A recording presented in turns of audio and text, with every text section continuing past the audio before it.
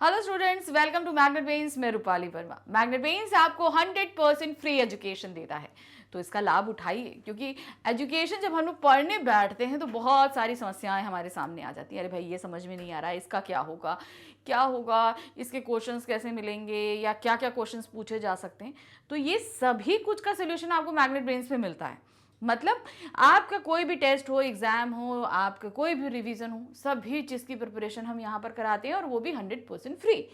तो बिल्कुल भी लाभ उठाइए ना। आपकी सभी समस्याएं, पढ़ाई आपके लिए बहुत ज़रूरी है, अच्छा स्कोर करना है, सब कुछ है, तो भाई स्कोरिंग के लिए पढ़ना पड़ता है। सारी जो समस्याएं आती हैं उनका हल चाहिए, तो हल यहाँ पर आपके लिए मौजूद है। ठीक है, तो आज का हम वीडियो जो लेकर आए हैं वो है क्लास 12 हिंदी कोर की बुक है आरोह भाग 2 का गद्य खंड। गद्य खंड का हमारा चैप्टर है 18, श्रम विभाजन और जाति प्रथा, और दूसरा है मेरी कल्पना का आदर्श समाज। तो यहाँ पर ये दो जो हैं डॉक्टर भीमराव अंबेडकर जी के भाषण पर आधारित है। ठीक है ना। तो ये हमने पढ़ा था चैप्टर की उन्होंने कैसे बताया था कि पुराने समय में जाति प्रथा के अनुसार ही श्रम का विभाजन किया जाता था, जो सरासर गलत था। लोग मन चाह कर नहीं बदल सकते थे। फिर उन्होंने अपनी जो कल्पना में एक आदर्श समाज की कल्पना करी हुई थी, वो बताया था किस तरीके से समानता के आधार पर उनके आदर्श समाज स्थापित होगा, ये भी उन्होंने बताया था हमको। तो हमने ये चैप्टर पढ़ा था। अब पिछले 10 सालों में, यानी कि 2022 से लेकर 2013 तक हमसे इस चैप्टर पर कौन कौन से प्रश्न पूछे गए हैं और कैसे कैसे पूछे गए हैं, ये आज हम देखेंगे। तो बहुत ध्यान से करिएगा, क्योंकि ये चैप्टर थोड़ा सा डिफ़िकल्ट है समझने में, समझाने में, हर तरीके से।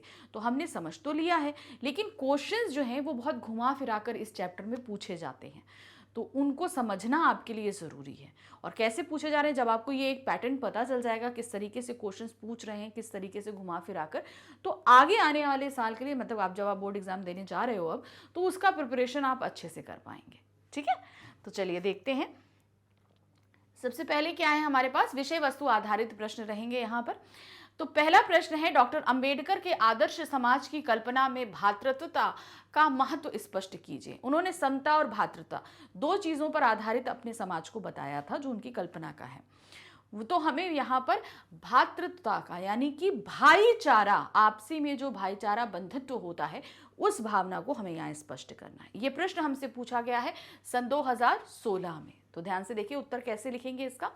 आदर्श समाज में 3 तत्वों में से एक भ्रातृत्व रख कर लेखक ने आदर्श समाज में स्त्रियों को सम्मिलित नहीं किया है, किंतु वह जिस समाज की बात कर रहा है उस समाज की संरचना स्त्री तथा पुरुष दोनों से मिलकर निर्मित होती है। तो ध्यान रखिए, कोई भी समाज है, आप ये सोचिए जैसे हमारे यहाँ पुरुष प्रधान समाज है, लेकिन यहाँ पर बिना स्त्री के क्या ये समाज पॉसिबल है?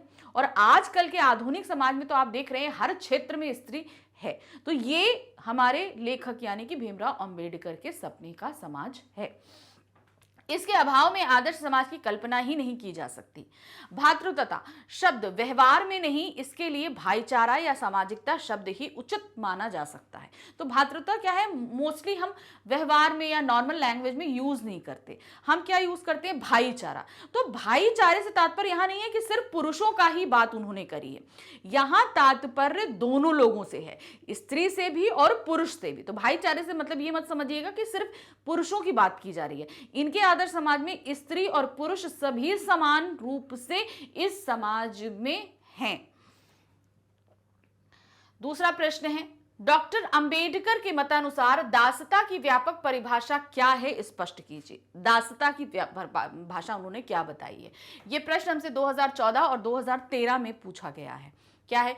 लेखक के अनुसार दासता का अर्थ केवल कानूनी पराधीनता नहीं है, मतलब कानूनी रूप से जो हम बना लेते हैं ना, गुलाम बना लेते हैं, उससे मतलब नहीं है। जब कुछ लोगों को दूसरे लोगों द्वारा निर्धारित व्यवहार एवं कर्तव्यों का पालन करने के लिए विवश होना पड़ता है, तो ऐसी स्थिति को दासता ही कहा जाएगा। कहने का तात्पर्य है कि यहां पर कानून से कोई मतलब नहीं, कानूनी रूप से दासता नहीं है। यहां पर जैसे जो प्रभुत्वशाली समाज में जो प्रभुत्वशाली लोग होते हैं, जिनके पास शक्ति होती है, पैसा होता है, वो क्या करते हैं, गरीब लोगों को अपना दास बना लेते हैं। अपने अनुसार व्यवहार करना, उनके आदेशों का पालन करना, ये सारी चीजें क्या कहलाती हैं, दासता कहलाती हैं। जाति प्रथा के कारण अनेक लोगों को अपनी इच्छा के विरुद्ध पेशे अपनाने पड़ते हैं, अतः जाति प्रथा दासता को भी जन्म देती है। तो जाति, आपको पता है कि जाति प्रथा में क्या होता था, जाति के अनुसार ही हमें श्रम मिल जाता था।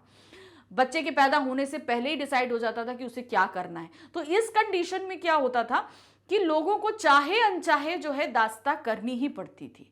तो यहां एक तरीके से जाति प्रथा क्या है, वो दासता को जन्म देती है। नेक्स्ट आते हैं, आदर्श समाज की स्थापना में डॉक्टर अंबेडकर के विचारों की सार्थकता पर अपने विचार व्यक्त स्पष्ट कीजिए। तो उनका जो आदर्श समाज है उस पर हमें अपने विचार व्यक्त करने हैं। तो ये प्रश्न है हमसे जो पूछा गया सन 2013 में। क्या दिया है, डॉक्टर अंबेडकर के अनुसार उनका आदर्श समाज स्वतंत्रता, समता और भ्रातृत्व पे आधारित है। स्वतंत्रता यानी कि फ्रीडम, समानता इक्वालिटी, भ्रातृत्व मतलब भाईचारा, आपको जो एक दूसरे को भाई समझ के समाज के तौर पे करे।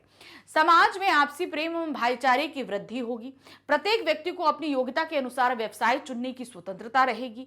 प्रत्येक व्यक्ति को अपनी क्षमता का विकास करने का पूर्ण अवसर उपलब्ध होगा, मतलब सभी को हर अवसर समान रूप से उपलब्ध हो रहा है। पहले क्या होता था, जाति के अनुसार ही लोगों को श्रम दिया जाता था और जाति के अनुसार ही समाज की सुविधाएं भी प्रदान की जाती थी।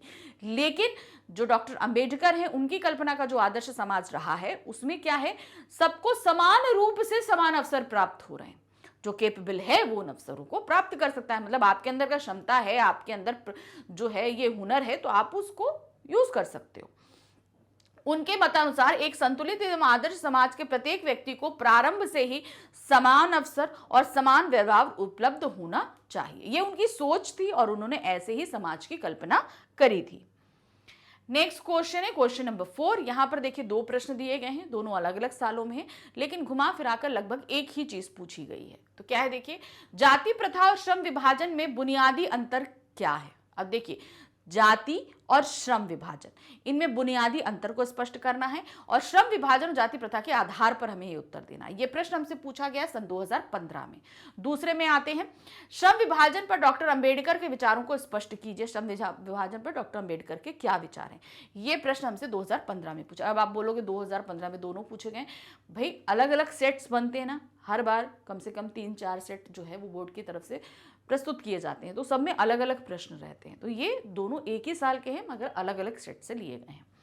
डॉक्टर अंबेडकर ने सुना, जाति और श्रम विभाजन भिन्न होते हुए भी एक ही माने गए हैं, जिनके आधार पर उन्होंने अपने विचार व्यक्त किए हैं, जो इस प्रकार हैं। तो इन्हें पॉइंट्स में हम लिख रहे हैं, यह मनुष्य की रुचि पर आधारित नहीं है। देखिए, जाति हम सोच समझ कर नहीं ले सकते, उसी तरह श्रम विभाजन जाति पर आधारित था, तो क्या होता था, ये भी हमारी रुचि के अनुसार नहीं होता था।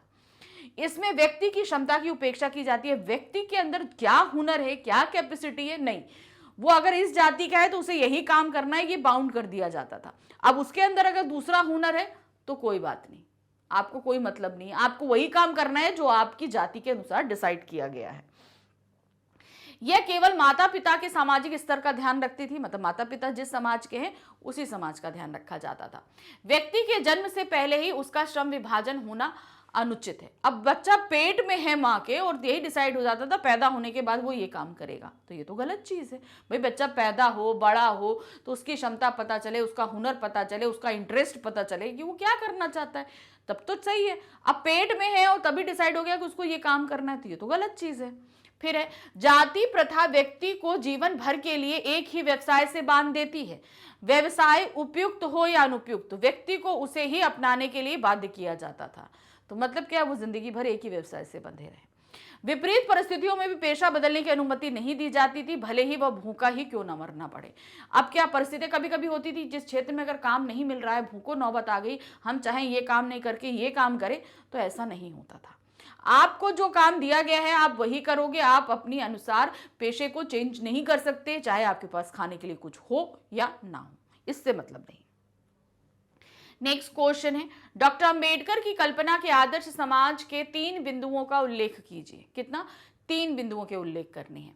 यह प्रश्न हमसे 2015 में पूछा गया है। देखिए क्या है, डॉक्टर अंबेडकर की कल्पना के आदर्श समाज के मुख्यतः 3 बिंदुओं स्वतंत्रता, समता और भ्रातृत्व यानी भाईचारे पर आधारित है। उनका मानना था कि आदर्श समाज तभी स्थापित हो सकता है जब समाज के सभी सदस्यों के लिए एक जैसा मानदंड मौजूद हो। मतलब सबको काम करने की स्वतंत्रता है, समान रूप से सारी चीजें उन लोगों को मुहैया कराई जा रही हैं और सभी भाईचारे के साथ रह रहे हैं।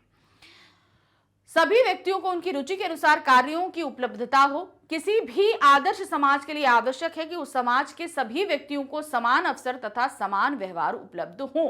कोई भी समाज अगर डेवलप करना चाहता है तो सभी को समान चीजें प्राप्त होनी चाहिए। ये एक बहुत ही बड़ी चीज होती है। ऐसे समाज में विविध हितों की धारणा होनी चाहिए जो समाज के सदस्यों से संबंधित हो। प्रत्येक वर्ग के सदस्यों को न केवल पर्याप्त साधन एवं अवसर उपलब्ध हो, बल्कि उनमें गतिशीलता का भी उचित समावेश होना चाहिए, अर्थात वे अपनी रुचि एवं क्षमता के अनुरूप व्यवसायों का चयन कर सकें।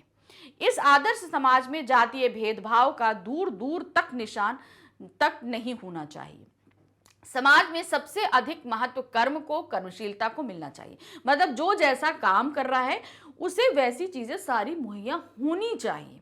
तो कर्म बहुत ही इंपॉर्टेंट होता है। कहते हैं ना भाई, जैसे आप कर्म करोगे वैसे फल मिलेगा। तो सेम वही चीज है, आप जैसा कार्य करो आपको वैसा फल मिले, ये चीज जरूरी है। ये नहीं है कि आपको आपकी जाति के हिसाब से श्रम विभाजन किया जाए, ये गलत है। आपके हुनर, आपकी क्षमता, आपके कर्म के हिसाब से आपको काम मिलना चाहिए। नेक्स्ट क्वेश्चन है, क्वेश्चन नंबर 6 है, श्रम विभाजन और जाति प्रथा पाठ के आधार पर बताइए कि मनुष्य को पेशा बदलने की आवश्यकता क्यों पड़ती है। पेशा बदलने की स्वतंत्रता ना होने का क्या परिणाम होता है। ये प्रश्न संख्या 21 जो पूछा गया फ्रेंड्स, ये 21 और 22 में पूछा गया है। तो आपको पता है कि टर्म 2 में हमारा जो है वो सब्जेक्टिव पार्ट हुआ था। टर्म 1 में हमारा ऑब्जेक्टिव था, टर्म 2 में जो है वो हमारा सब्जेक्टिव था। तो 2022 में जो मार्च में पेपर हुए थे उनमें हमसे ये प्रश्न पूछा गया था। क्या दिया है, अब इसमें दो चीजें पूछी गई है। पहला, पेशा बदलने की आवश्यकता क्यों होती है, और ना बदलना दिया जाए तो क्या स्थिति होती है। तो क्या है, उद्योग धंधों की प्रक्रिया व तकनीक में निरंतर विकास और कभी कभी अकस्मात परिवर्तन हो जाता है, जिसके कारण मनुष्य को अपना पेशा बदलने की आवश्यकता पड़ सकती है। और यदि प्रतिकूल परिस्थितियों में भी मनुष्य को अपना पेशा बदलने की स्वतंत्रता ना हो तो इसके लिए भूखा मरने के अतिरिक्त क्या चारा रह जाता है। तो अब देखिए क्या होता है, कोई फैक्ट्रीज है, अब इनको हम आपको आसान तरीके से समझाते हैं। कोई फैक्ट्री है या तकनीकी बेस्ड कोई काम है, तो क्या हुआ, उस एरिया में फैक्ट्री लगी, जब तक वहां काम हो रहा था, चीजें हो रही थी, ठीक है। अब अगर फैक्ट्री बंद पड़ जाती है या वहां से ट्रांसफर होकर कहीं और चली जाती है, तो वहां रहने वाले लोग जो वहां पर काम कर रहे थे, अब उनका काम तो बंद हो गया। अब क्या होगा, ये अब यहां पर अगर वो पेशा नहीं बदल सकते तब तो उन्हें भूखा मरना पड़ेगा, है ना। तो इस तरीके से होता है कि उन्हें पेशा बदलने की आवश्यकता पड़ती है। भाई चीजें बदलती हैं, समय बदलता है, परिस्थितियां बदलती हैं, तो पेशा बदलने की जरूरत पड़ती है। अब अगर बदलने की उनको आजादी ना हो तो उस कंडीशन में क्या होगा, उनके पास पैसा नहीं आएगा, खाने को नहीं होगा, वो भूखों मरने लगेंगे। हिंदू धर्म की जाति प्रथा किसी भी व्यक्ति को ऐसा पेशा चुनने की अनुमति नहीं देती जो उसका पैतृक पेशा ना हो। तो ये क्या था पहले कि आपका जो पैतृक पेशा है, यानी कि जो दादा परदादा पिता जो करते आ रहे हैं वही आपको पेशा चुनना है, इसके अलावा आप पेशा नहीं चुन सकते। ये हिंदू समाज में सबसे बड़ी जो है बात थी, भले ही वह उसमें पारंगत हो। इस प्रकार पेशा परिवर्तन की अनुमति ना देकर जाति प्रथा भारत में बेरोजगारी का एक प्रमुख व प्रत्यक्ष कारण बनी हुई थी। तो पहले ये सारी चीजें बहुत ही ज्यादा स्ट्रिक्टली फॉलो की जाती थी। आजकल के समय में ऐसा नहीं होता, लेकिन पहले ये चीजें बहुत स्ट्रिक्टली फॉलो होती थी। तो इसलिए लोगों में भुखमरी का एक कारण भी बन जाती थी, लोग बेरोजगार हो जाया करते थे। नेक्स्ट क्वेश्चन आते हैं, डॉक्टर अंबेडकर ने आर्थिक असमानता से भी अधिक हानिकारक किसे और क्यों माना है। आर्थिक असमानता यानी कि भाई कोई ज्यादा धनी है, किसी के पास कम पैसा है, किसी के पास बिल्कुल पैसा नहीं है, तो ये क्या हुआ, आर्थिक असमानता हुई। तो हानिकारक किसको माना है, श्रम विभाजन और जाति प्रथा पाठ के आधार पर लिखिए। ये प्रश्न हमसे पूछा गया है सन 2021 और 22 में। जैसे मैंने बोला अलग अलग सेट्स में पूछा जाता है। तो देखिए क्या है, डॉक्टर अंबेडकर ने आर्थिक असमानता से भी अधिक हानिकारक जाति प्रथा को माना है, क्योंकि जाति प्रथा के कारण भारत में काम के प्रति अरुचि की स्थिति उत्पन्न हो रही है। लोग इंटरेस्ट नहीं ले रहे हैं काम करने का। उससे क्या होगा, हमारा जो है समाज, देश डेवलपमेंट की ओर नहीं बढ़ेगा। इस प्रथा के कारण व्यक्ति विपरीत दशाओं में भी अपना व्यवसाय नहीं बदल सकता। वह अरुचि के कारण अपने व्यवसाय के प्रति ईमानदार भी नहीं रह पाता और कभी कभी वह इस प्रथा के कारण भूख से मरने की स्थिति में पहुंच जाता है। तो क्या होता है, देखिए हमारा अब इसको समझिए, मेरा इंटरेस्ट है कि मैं लकड़ी की चीजें बड़ी अच्छी बना लेती हूँ, ठीक है। लेकिन चूंकि मेरा पैतृक व्यवसाय क्या था कि मैं एक कुम्हार थी, यानी कि मिट्टी के बर्तन बनाने वाले थे, तो अब क्या होता है, मेरा अगर अब जाति प्रथा के हिसाब से देखें तो मुझे तो मिट्टी के बर्तन ही बनाने पड़ेंगे, मगर मेरा इंटरेस्ट क्या है, लकड़ी क्या है, लकड़ी की चीज़ों में नक्काशी करने का मेरा हुनर भी अच्छा है। तो अब क्या है कि मेरा इंटरेस्ट ही नहीं है इसमें, तो मैं यहाँ बेमन से काम करूँगी, तो काम तो अच्छा नहीं होना, मिट्टी के बर्तन अच्छे नहीं बनेंगे, प्रोडक्टिविटी अच्छी नहीं होगी। तो इससे क्या होगा, मेरी एक तो अरुचि उत्पन्न हो रही है, मैं काम नहीं कर पा रही हूँ, मेरा मन नहीं लग रहा है। फिर धीरे धीरे क्या होगा, जब काम का मन नहीं लगेगा, चीज़ अच्छी नहीं होगी तो वो बिकेगी नहीं, तो मेरे साथ क्या होगा स्थिति, मेरे पास खाने कमाने के लिए पैसे नहीं रहेंगे, मैं भूखों मरने लगूंगी। तो ये होता है जाति प्रथा के कारण, क्योंकि हम पेशा नहीं बदल सकते, अपने इंटरेस्ट के अकॉर्डिंग हम अपना पेशा नहीं बदल सकते। जाति प्रथा व्यक्ति के पेशे को पूर्व निर्धारित कर देती है, इसके साथ ही हमें जीवन भर इसी एक ही पेशे में बांध देती है। भारत में जाति प्रथा बेरोजगारी का एक प्रमुख व प्रत्यक्ष कारण भी हुई है। तो सबसे बड़ा कारण ये हुई, इसका कारण क्या है, क्योंकि भाई इंटरेस्ट नहीं है तो बेरोजगारी तो बढ़ी जाएगी ना। नेक्स्ट आते हैं, डॉक्टर भीमराव अंबेडकर के मतानुसार दास्ता की व्यापक परिभाषा स्पष्ट कीजिए। दास्ता की पूरी व्यापक परिभाषा हमें स्पष्ट करनी है, ये हमसे पूछा गया है सन 2016 में। देखिए क्या है, लेखक के अनुसार दास्ता केवल कानूनी पराधीनता को ही नहीं कहा जाता, दास्ता में वह स्थिति भी सम्मिलित है जिसमें कुछ व्यक्तियों को दूसरे लोगों के द्वारा निर्धारित व्यवहार या कर्तव्यों का पालन करने के लिए विवश किया जाता है।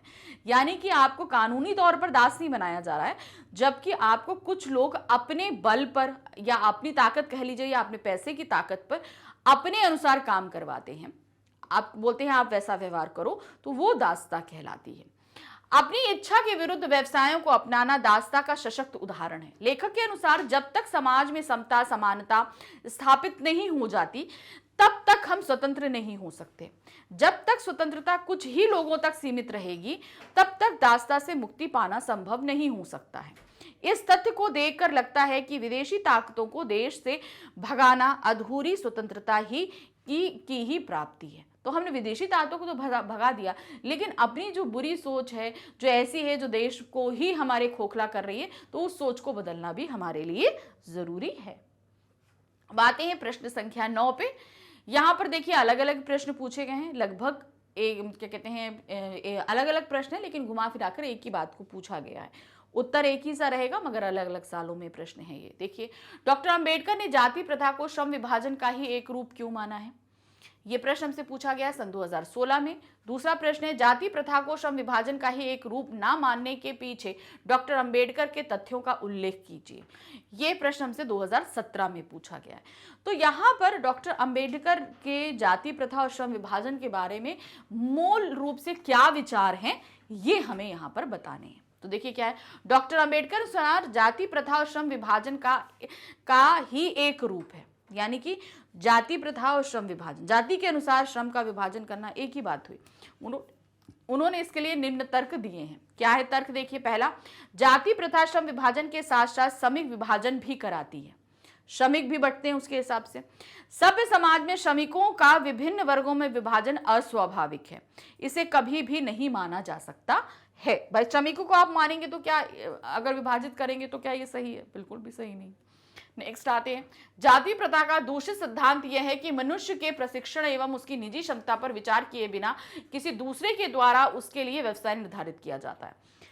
हमारी क्या क्षमता है, हमारा क्या इंटरेस्ट है, हमारा क्या हुनर है, ये चीज ध्यान किए बगैर जाति के हिसाब से आपका श्रम विभाजन कर दिया जाता है, ये सबसे अनुचित बात है।